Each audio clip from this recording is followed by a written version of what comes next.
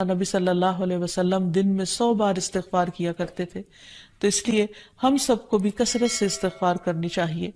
استغفار بیماریوں کا علاج بھی ہے اور اللہ کے عذاب سے بچانے والا بھی، اللہ سبحانہ وتعالیٰ کی رحمت پانے کا ذریعہ ہے، اور پھر بارش کے نزول کا ذریعہ بھی ہے، زراعت میں برکت کا ذریعہ، کبیرہ اور صغیرہ گناہوں سے معافی کا ذریعہ، اچھا اعمال نامہ پانے کا ذریعہ، یعنی قیامت کے دن انسان کو جن کی بخشش ہوگی ان کو خوشخبری دی جائے گی اور ان کا نامہ اعمال جو ہے وہ بہترین نامہ اعمال ہوگا۔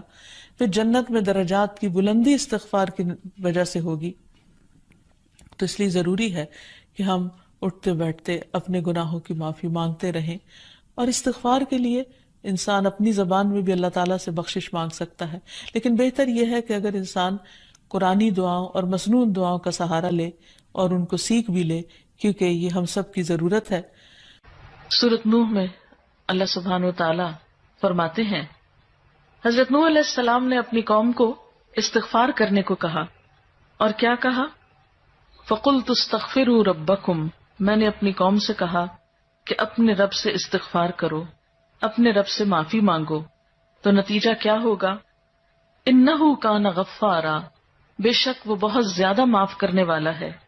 يُرْسِلِ السَّمَاءَ عَلَيْكُمْ مِدْرَارًا، تم پر آسمان سے خوب بارشیں برسائے گا، آسمان کو تم پر برسنے والا بنا دے گا۔ وَيُمْدِدْكُمْ بِأَمْوَالٍ وَبَنِينَ، تمہیں مال اور بیٹوں سے مدد دے گا۔ وَيَجْعَلْ لَكُمْ جَنَّاتٍ، تمہارے لیے باغات بنائے گا۔ وَيَجْعَلْ لَكُمْ أَنْهَارًا، اور تمہارے لیے نہریں جاری کر دے گا۔ آپ دیکھیں کہ ایک انسان کی خواہش کیا ہوتی ہے کہ اس کو کیا کچھ ملے، یعنی رہنے کا مقام اور حالات جو ہیں وہ پرسکون ہو، پھر اس کے بعد یہ کہ مال ہوں، بیٹے ہوں، باغ ہوں، اور زندگی کی اور آرائشیں اور نعمتیں ہوں۔ یہ ساری چیزیں کہاں سے ملتی ہیں، کیسے ملتی ہیں؟ استغفار سے ملتی ہیں۔ عام طور پر لوگ پریشان ہوتے ہیں، دکھی ہوتے ہیں۔ مثلا ایک شخص ایک بزرگ کی محفل میں آیا اور اس نے کہا کہ میرے حالات بہت تنگ ہیں، مجھے بہت پریشانی ہے، میرا رزق بہت تنگ ہے، تو آپ مجھے کوئی وظیفہ بتائیے۔ تو انہوں نے اس کو کہا کہ کثرت سے استغفار پڑھو۔ دوسرا آیا، اس نے کہا بچوں کی شادی نہیں ہوتی، تو آپ نے اس کو بھی کیا بتایا کہ کثرت سے استغفار کرو۔ تیسرا آیا تو کہنے لگا کہ بہت قحط سالی ہے، فصلیں اچھی نہیں ہوتی، تو آپ نے اس کو بھی استغفار کا بتایا۔ تو کسی نے ان سے پوچھا کہ بھائی 3 لوگ آپ سے 3 ڈفرنٹ مسئلے لے کر آئے ہیں، اپنی پریشانیاں لے کر آئے ہیں، آپ نے تینوں کو ایک ہی چیز بتائی ہے۔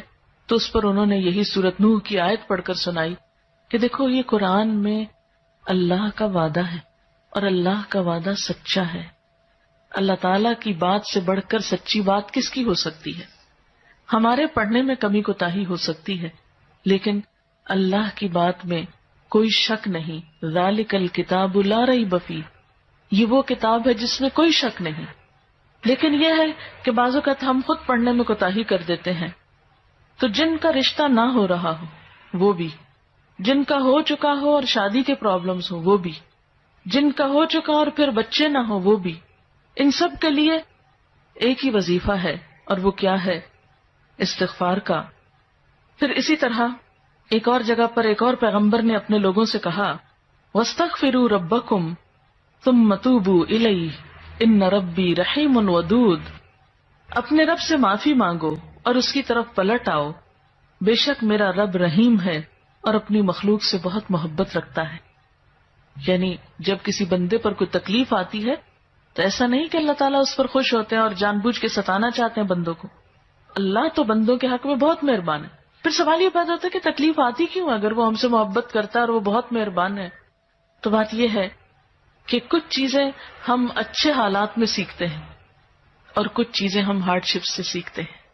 کچھ نعمتوں کی قدر ہم اچھے طریقے سے ویسے ہی کر لیتے ہیں، اور کچھ چیزوں کی قدر ہمیں اس وقت آتی ہے جب کوئی مشکل پیش آتی ہے۔ آپ دیکھیے کہ اس کی مثال یوں ہی ہے کہ جیسے کچھ کھانے آپ کچے ہی کھا لیتے ہیں، جیسے فروٹس وغیرہ ہیں، آپ کو پکانے کی ضرورت نہیں ہوتی، لیکن کچھ کھانے آپ کو پکا کر کھانے ہوتے ہیں۔